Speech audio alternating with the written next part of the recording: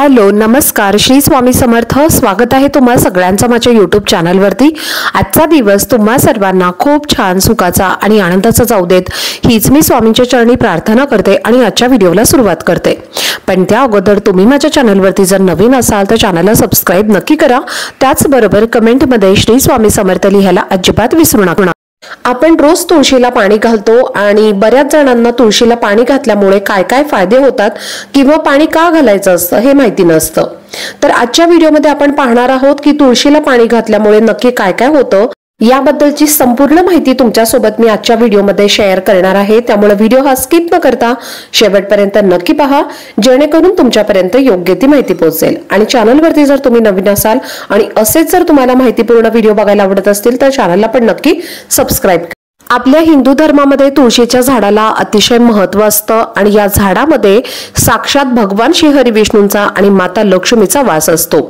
भगवान विष्णू हे तुळशीपत्राशिवाय कोणत्याही प्रसादाचा स्वीकार करत नाहीत आणि तुळशीला विष्णुप्रिया असं सुद्धा म्हटलं जातं।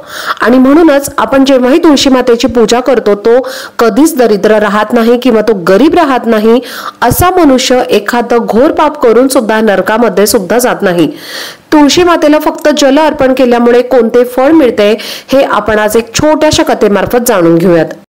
एकदा देवी सत्यभामा भगवान श्रीकृष्णांना विचारते, हे स्वामी तुम्ही तर तिन्ही लोकांचे स्वामी आहात, मग तरी सुद्धा तुम्ही या तुळशीच्या झाडाची पूजा का करता? तुळशीच्या झाडाला नित्य नियमाने तुम्ही जल अर्पण का करता? या झाडाला जल अर्पण करण्याचं महत्त्व मला जाणून घ्यायचं आहे। तेव्हा भगवान श्रीकृष्ण म्हणतात, हे देवी सत्यभामा, तुळस ही साक्षात माता लक्ष्मीचं रूप आहे। तुळशी मातेची नित्य पूजा करण्याचे अनेक फायदे आहेत आणि तुळशी मातेला जल अर्पण केल्यामुळे मनुष्याचे अनेक पापही नष्ट होतात। तुळशी मातेला जल अर्पण करण्याचे महत्त्व सांगण्यापूर्वी मी तुम्हाला एक अत्यंत प्राचीन कथा जी आहे तर ती शेअर करणार आहे आणि या कथेमार्फत तुम्हाला तुमच्या सगळ्या प्रश्नांची उत्तरं मिळतील। आणि म्हणूनच या कथेला तुम्ही लक्ष देऊन ऐकायचं आहे। आणि देवी सत्यभामा म्हणते, हे प्रभू मी या कथेला नक्कीच ऐकेल आणि तुम्ही मला ती कथा नक्की सांगा। मी या कथेला लक्ष देऊन ऐकेन। तेव्हा भगवान श्रीकृष्ण देवी सत्यभामाला तुळशी मातेला जल अर्पण करण्याचे महत्त्व काय आहे याबद्दलची कथा सांगू लागतात। पुरातन काळातील गोष्ट आहे। एका नगरामध्ये एक ब्राह्मण राहत होता। तो ब्राह्मण तर होता पण तो खूपच नीच स्वभावाने होता आणि क्रूर मांस खाणारा होता, तसेच वेगवेगळे वाईट शौक पाळणारा होता। त्याचं मन नेहमी वाईट कृत्य करण्यामध्ये तल्लीन असायचं। त्याला जुगाराचा, वेश्यांचा आणि त्याचबरोबर चोरी करण्याचा सुद्धा नाद होता। त्याने त्याच्या आयुष्यामध्ये कधीच कोणतंही पुण्य असं कर्म केलं नाही आणि शास्त्रांचं सुद्धा त्याने कधी पठण केलं नाही, पूजा पाठ त्याने केले नाही।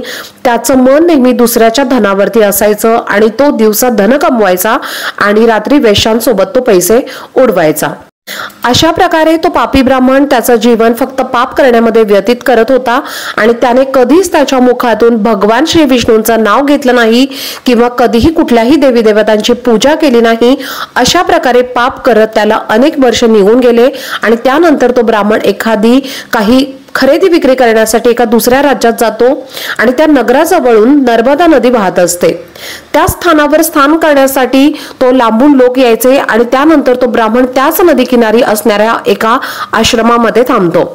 त्या आश्रमामध्ये अनेक विद्वान ब्राह्मण देवाची पूजा अर्चा तसेच भगवान विष्णूंची स्तुती करण्यामध्ये मग्न असायचे आणि तो पाखंडी ब्राह्मण सुद्धा नाटक करून त्यांच्या सोबतच थांबला।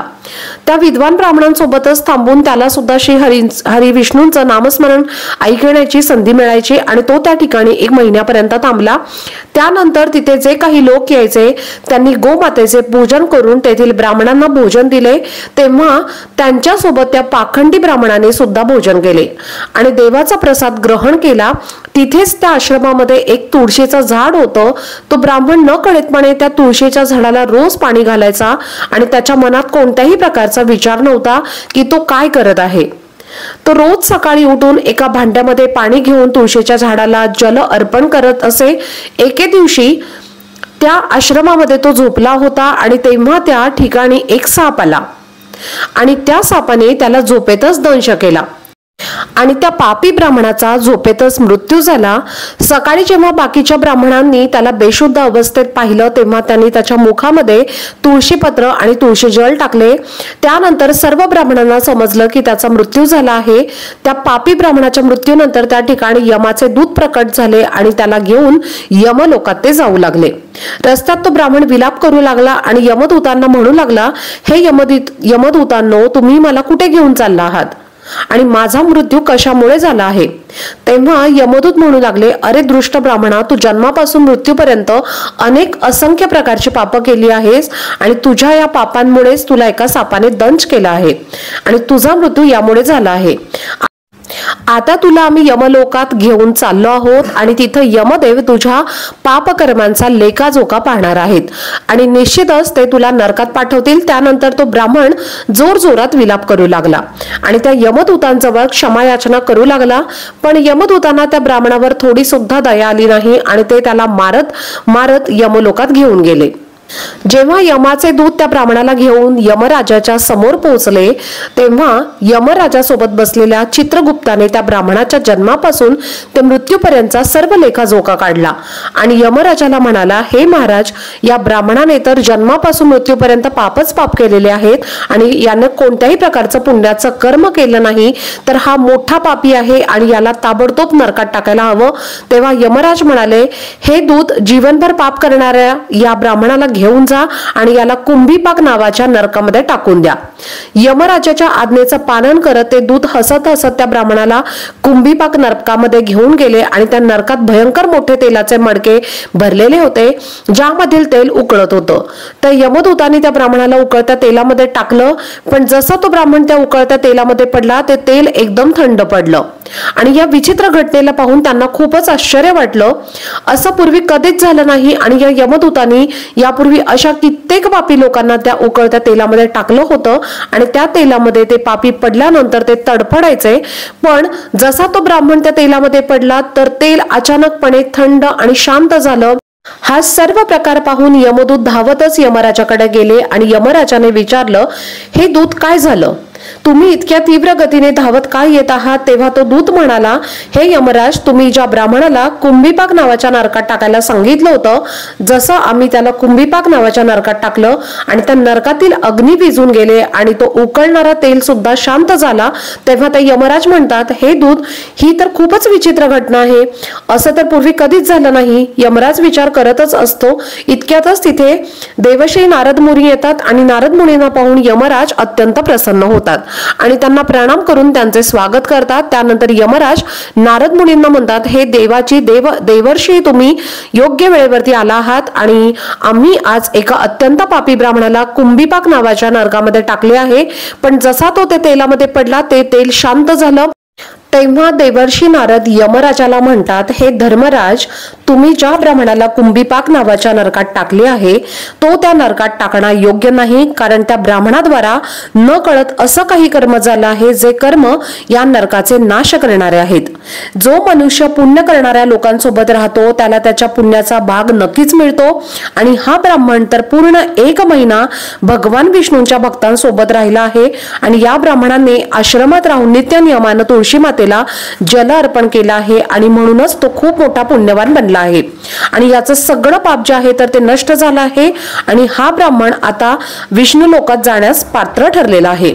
या ब्राह्मणाने न कळतपणे इतकं पुण्य कमावलं आहे की पूर्ण आयुष्य सुद्धा एखाद्या मनुष्याला हे प्राप्त होत नाही आणि म्हणूनच तुम्ही याला नरकात ठेवू नका। या ब्राह्मणाने जे पाप काही केलेले आहेत त्यासाठी त्याला फक्त इतकाच दंड द्या की याला तुम्ही नरकाचे दर्शन करवा। आणि देवर्षी नारद मुनींचं म्हणणं ऐकून यमराज अत्यंत प्रसन्न होतात आणि त्या ब्राह्मणाला कुंभीपाक नरकामधनं काढून घेऊन येतात आणि यमराज त्यांच्या दूतांना म्हणतात की हे दूता, या ब्राह्मण महात्म्याला घेऊन जा आणि सर्व नरकाचे दर्शन घडवून आणा। आणि त्यानंतर यमाचे दूत त्या ब्राह्मणाला घेऊन जातात आणि संपूर्ण नरकाचे दर्शन त्याला घडवून आणतात। भगवान श्रीकृष्ण म्हणतात, हे देवी सत्यभामा, अशा प्रकारे यमाचे दूत त्या ब्राह्मणाला संपूर्ण नरकाचे दर्शन घडवतात आणि त्यानंतर त्या ब्राह्मणाला यक्ष लोकांमध्ये घेऊन जातात आणि त्यानंतर तो ब्राह्मण एक यक्ष बनतो। श्रीकृष्ण म्हणतात, हे देवी, वनस्पतींमध्ये मला तुळसी अत्यंत प्रिय आहे आणि महिन्यामध्ये मला कार्तिक मास हा अत्यंत प्रिय आहे, तिथीमध्ये मला एकादशी प्रिय आहे आणि क्षेत्रांमध्ये मला द्वारिका प्रिय आहे। म्हणूनच जो मनुष्य नित्य नियमाने तुळशी मातेची पूजा करतो, तुळशी मातेला जल अर्पण करतो, तो मला सर्वात जास्त प्रिय आहे आणि त्या मनुष्याची मी कधीच दुर्गती होऊ देत नाही, तर तो कधीच नरकात जात नाही। आणि ज्या घरामध्ये तुळशीचं झाड हे नेहमी हिरवं असतं, अशा घरामध्ये नेहमीच सुख, शांती, समृद्धी असते आणि त्याचबरोबर त्या घरामध्ये नेहमी ती टिकून सुद्धा राहते। भगवान श्री हरी विष्णूंना चढवल्या जाणाऱ्या प्रसादामध्ये तुळशीपत्र असायला हवं आणि तुळशीपत्रांशिवाय भगवान विष्णू कोणत्याही प्रकारचा प्रसादाचा स्वीकार करत नाही आणि म्हणूनच प्रत्येक घरामध्ये तुळशीचं झाड हे असायला हवं। जर तुमच्या घरामध्ये तुळस असेल तर सुख, शांती आणि समृद्धीसाठी तुळशी मातेला चुनरी तुम्हाला अवश्य अर्पण करायची आहे आणि हे तुम्हाला नेहमी लक्षात ठेवायचं आहे की तुळशीचे झाड हे चुनरीशिवाय अपूर्ण असतं। तुळस हे फक्त एक झाड नाही, तर ती साक्षात देवी माता लक्ष्मी आहे आणि तुळशी ही विष्णू पत्नी आहे, म्हणूनच तिला तुळशी मातेला चुनरी अवश्य आपल्याला अर्पण करायची आहे। त्यामुळे पती पत्नीमध्ये प्रेम आणि विश्वास वाढतो आणि घरात राहणाऱ्या नेहमी स्त्रिया ज्या आहेत तर त्या सौभाग्यवती राहतात आणि तुळशीचा विवाह सुद्धा अवश्य आपल्याला करायला हवा। त्यामुळे मनुष्याच्या सर्व दुःखांचा अंत होतो आणि सांसारिक जीवन सुद्धा त्याचं अधिक सुखमय होतं। तुळशीच्या झाडाजवळ कधीही अपशब्द बोलू नयेत आणि तुळशीच्या झाडाजवळ चुकून सुद्धा आपल्याला चपला किंवा झाडू ठेवू नये, या गोष्टीला पाप समजलं गेलं आहे। जिथे तुळशीचं झाड आहे त्याच्या आसपास थुंकणं सुद्धा हे घोर पाप समजलं गेलं आहे आणि तुळशीच्या जवळ जलाने भरलेलं आपल्याला भांडं सुद्धा ठेवू नये असं म्हटलं जातं। तुळशीच्या जवळ जेव्हा आपण एखादा दिवा लावतो तेव्हा तो दिवा विझल्यानंतर तिथून आपल्याला ताबडतोब काढून घ्यायचा आहे, कारण तुळशीच्या जवळ विझलेला दिवा ठेवणं हे अशुभ समजलं गेलं आहे। ज्या ठिकाणी तुळशीचं झाड आहे तर ते ठिकाण आपल्याला नेहमी स्वच्छ ठेवायचं आहे आणि नित्य नियमानं आपल्याला तुळशीच्या सभोवतालची स्वच्छता सुद्धा ठेवायची आहे। तुळशीच्या झाडाच्या शेजारी शिवलिंग आणि गणपतीची प्रतिमा आपल्याला चुकून सुद्धा ठेवायची नाहीये। त्याचबरोबर तुळशीच्या कुंडीमध्ये दुसऱ्या कोणत्याही प्रकारचे झाड लावणं हे सुद्धा अशुभ असते।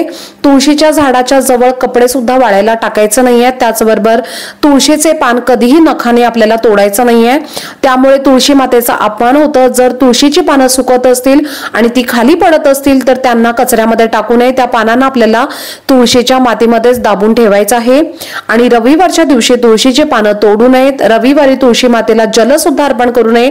बाकी अन्य दिवशी तुम्ही तुळशी मातेला न चुकता जल हे अर्पण करायचं आहे आणि संध्याकाळच्या वेळेला आपल्याला आवर्जून एक तुपाचा दिवा सुद्धा अवश्य लावायचा आहे। स्त्रिया अंघोळ केल्यानंतर त्यांचे केस मोकळे ठेवूनच तुळशी मातेला जल अर्पण करतात, असं करणं सुद्धा अत्यंत चुकीचं आहे। स्त्रियांनी नेहमी आपले केस बांधून कपाळावरती सिंदूर किंवा टिकली लावल्यानंतरच तुळशी मातेला जल अर्पण करावे। असं केल्यामुळे तुळशी मातेचा आशीर्वाद तिला प्राप्त होत असतो आणि घरात तुळशी मातेचे झाड लावताना या गोष्टींची आपल्याला काळजी घ्यायची आहे की त्यासाठी वापरली जाणारी माती ही दूषित नसावी।